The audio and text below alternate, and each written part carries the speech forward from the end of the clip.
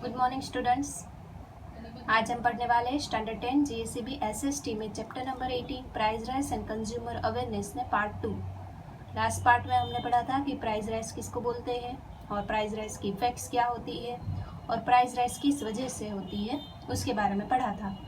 तो आज हम पढ़ने वाले हैं कि प्राइस राइज को हम कंट्रोल कैसे कर सकते हैं, यानी गवर्नमेंट प्राइस राइज को कंट्रोल करने में क्या क्या स्टेप ले रही है। तो सबसे पहले steps to control price rise, सबसे first one is monetary measures. इसमें क्या होता है कि बैंक, सबसे पहला रोल होता है बैंक का। Therefore, the Reserve Bank of India (RBI) reduce the money circulation in the economy. As a result, a lease is imposed on the spending tendency of people, thereby reducing the demand of goods, which in turn leads to reduction in the prices.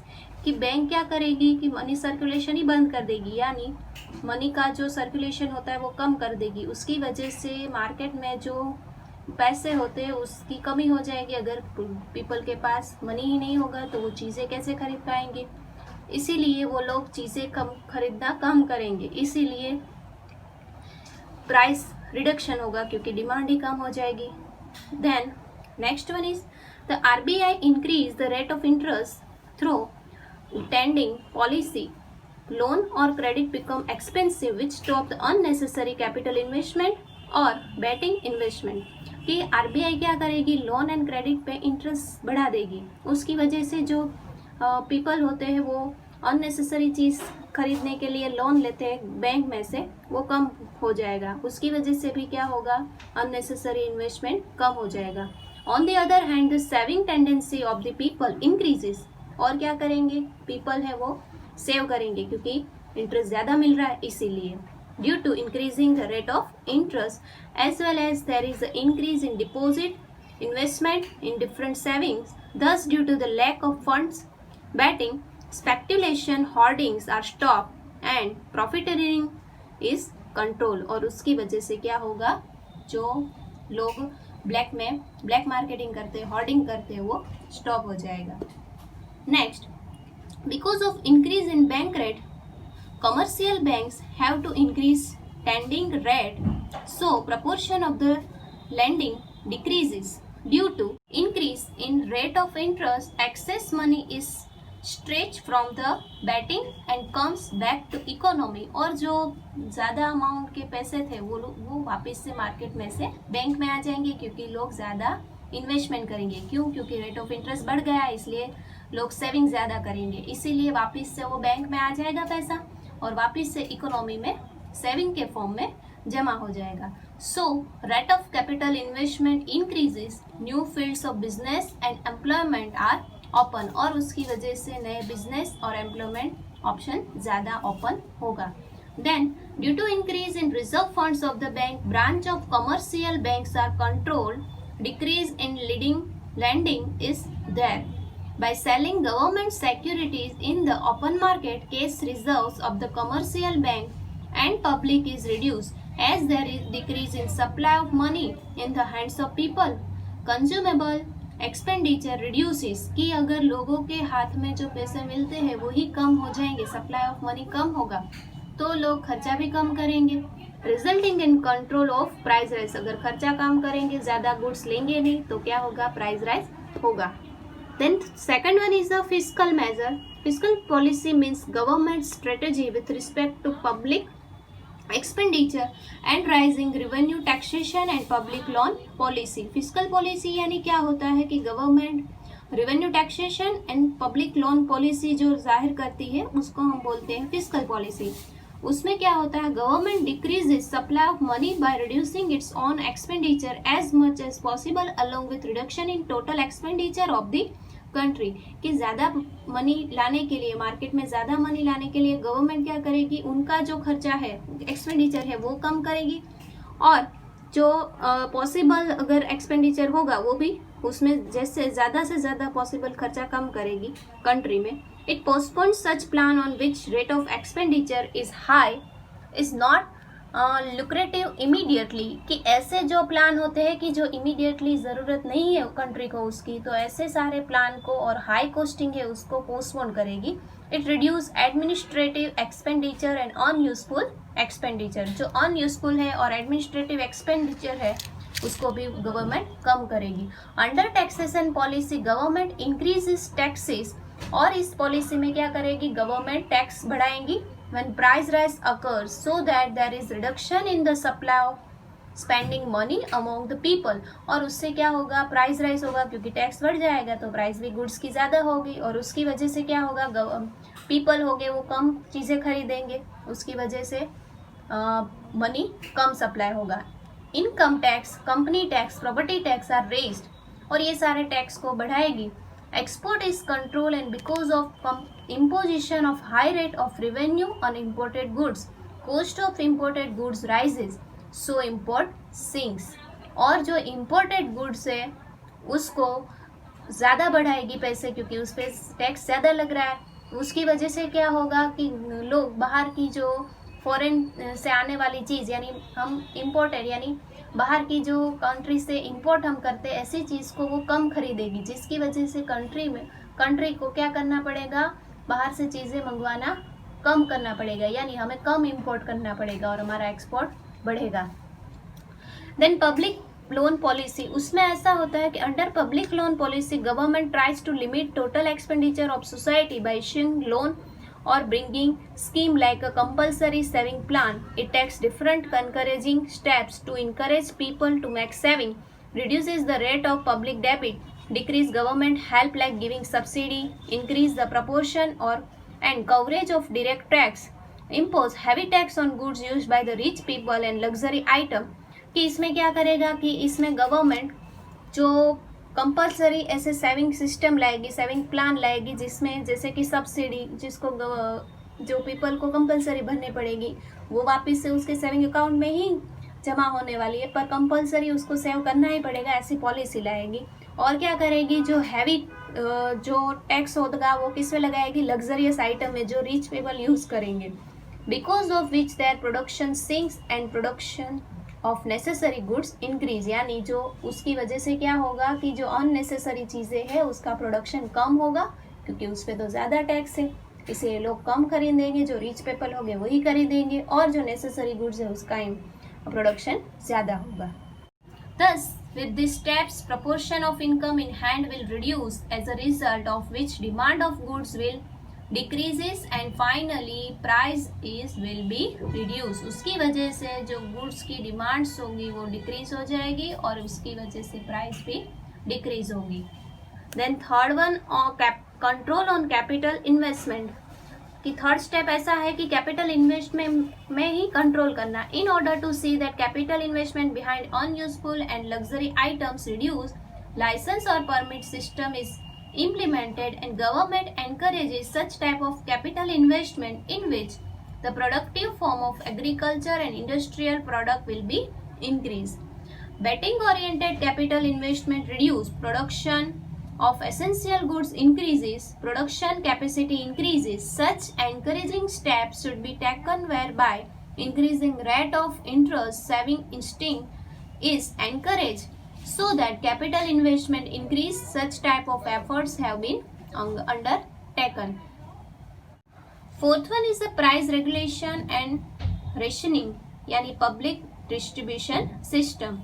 One of the steps to control price rise is public distribution system, which has been implemented in India since 1977. कि ये system कि इस system में ऐसा होता है कि government है वो पुअर लोग होते हैं या तो बिलो पुअर्टी लाइन होते हैं या तो मिडिल क्लास होते हैं, जिसके पास राशन कार्ड होता है, उनको लो प्राइस में उसको पल्सेस देंगे, फिर ग्रेन्स देंगे, जिसकी वजह से प्राइस राइज कंट्रोल हो जाए. The objective which is to provide to low income group of society, people living below poverty line and people of low income group with essential commodities at reasonable price from fair price shop, की fair price shop से वो लोग reasonable price पे खरीद पाएंगे. Today approximately 4.92 lakhs fair price shops are there. Government pays the difference between the original price and the rate of item of the fair price so this amount is called subsidy, और उस amount को subsidy बोलेंगे। कि जो government है वो suppose wheat की price अगर 10 रुपीज़ पर केजी है, तो फेयर प्राइस शॉप पे अगर वो 4 रुपीज़ पर केजी मिलता है, तो बाकी के जो 6 रुपीज़ है वो कौन देगा? गवर्नमेंट देगी, और वो 6 रुपीज़ को उसको बोलते हैं हम subsidy. This public distribution system has become a boon for maintaining the living standard of the poor people in the situation of the artificial scarcity, hoarding and black marketing, in which prices so rises considerably.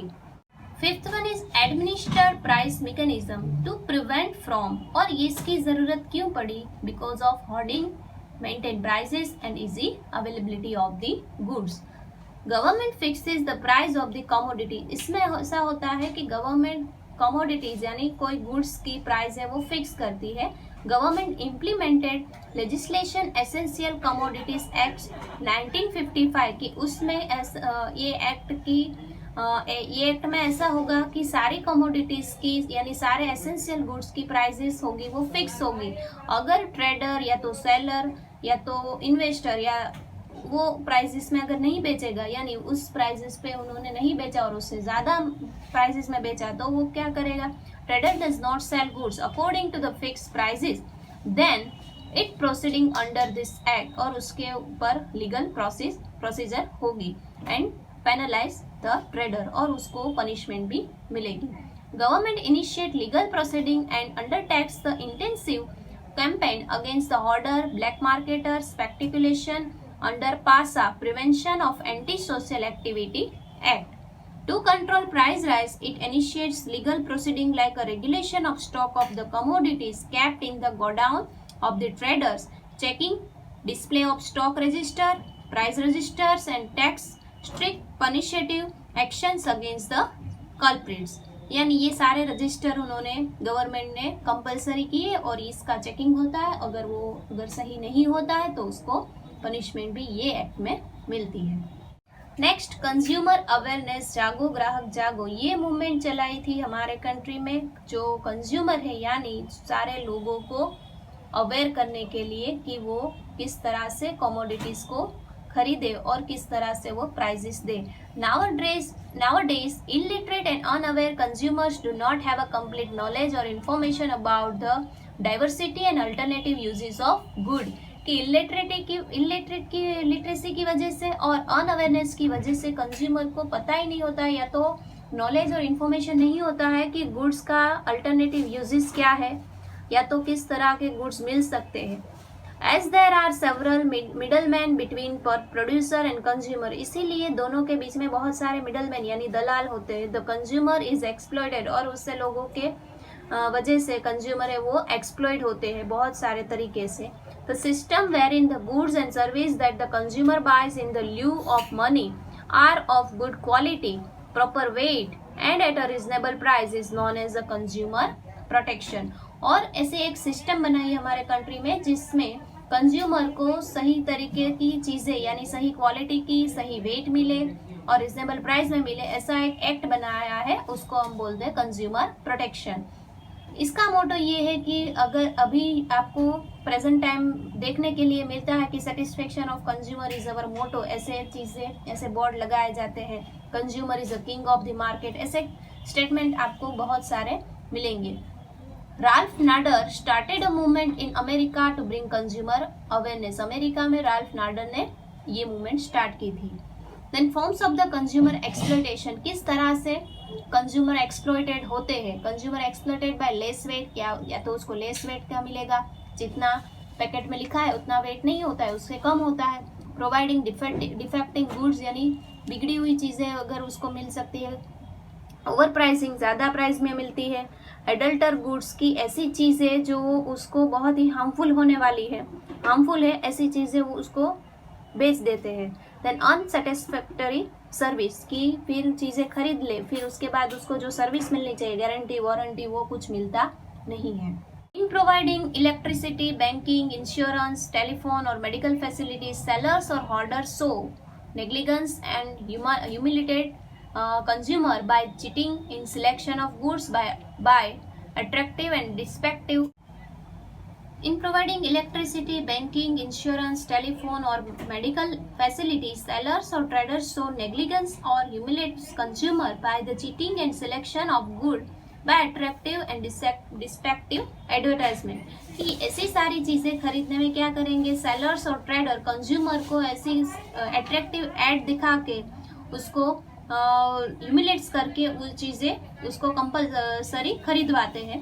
Bye adopting malpractice of the selling, by selling fact goods that cause a physical as well as mental harassment, by creating artificial scarcity, by not providing complete information. और इस तरह से consumer को क्या करेंगे, वो exploit करेंगे. और पर एक्सप्लॉइट होते क्यों है, तो उसके रीजन ये है, कंज्यूमर इज हिमसेल्फ और सेल्फ रिस्पॉन्सिबल, कि वो खुद ही पहले तो रिस्पॉन्सिबल है कंज्यूमर. क्यों? क्योंकि वो ऐसी सारी चीज़ें को इग्नोर कर देते, देखते ही नहीं है. देन लैक ऑफ अवेयरनेस, वो इतने अवेयर ही नहीं है. देन इलिटरेट यानी पढ़े लिखे नहीं है. या तो lack of tendency to become organise and oppose, या तो उसको ऐसी टेंडेंसी यानी इसकी कैपेसिटी, या तो उसको ऐसा है ही नहीं कि वो डरते हैं कि उसके सामने हम कैसे बोले या तो फिर उसका अपोज कैसे करें. Then lack of preparation and tendency to fight legally, और लीगली फाइट करने की उसकी तैयारी नहीं होती है, उसकी वजह से वो एक्सप्लॉइट होते हैं. सेकंड रीजन ये है कि उसके पास इंफॉर्मेशन लिमिटेड होती है. Consumer is not given complete information about a usefulness, quality, maintenance, condition of use, warranty, guarantee etcetera of the commodities. यानी कॉमोडिटीज यानी कोई भी गुड्स खरीदता है उसके पास कंप्लीट इंफॉर्मेशन होती नहीं है, उसकी वजह से वो क्या होगा, एक्सप्लॉइट होगा. देन थर्ड रीजन है लिमिटेड सप्लाई, कि वो गुड्स का सप्लाई भी लिमिटेड होगा, कि मार्केट में मिलेगा ही कम, यानी आर्टिफिशियल स्कैरसिटी हो गई. होर्डिंग्स ट्रेडर का हो गया, या तो प्रोड्यूसर और नेचुरल कैलेमिटीज की वजह से क्या होगा, लिमिटेड सप्लाई होगा, उसकी वजह से भी वो एक्सप्लॉइट होगा और कंपलसरी उसको वही चीज खरीदनी पड़ेगी. देन लिमिटेड कंपटीशन, की मार्केट में उसकी कंपटीशन ही कम होगी, यानी ऐसी चीजें बहुत कम लोगों के पास मिलती, उसकी वजह से, और बाकी सारे प्रोड्यूसर वो बनाते ही नहीं है, इसलिए उसको कंपलसरी वही ट्रेडर या तो वही प्रोड्यूसर के पास खरीदना पड़ेगा, क्योंकि वो चीज प्रोडक्ट करने में उसकी कोई मोनोपोली होगी, या तो उसके अल्टरनेटिव यूज नहीं होंगे, तो भी कंपटीशन कम हुआ, इसलिए उसको कंपलसरी वो चीज़ खरीदनी ही पड़ेगी, उसकी वजह से वो क्या होगा, एक्सप्लॉइट होगा. तो ये था कि कंज्यूमर एक्सप्लॉइट कैसे होते हैं, उसके रीजंस. अभी आगे का जो चैप्टर है वो नेक्स्ट पार्ट में पढ़ेंगे. Thank you.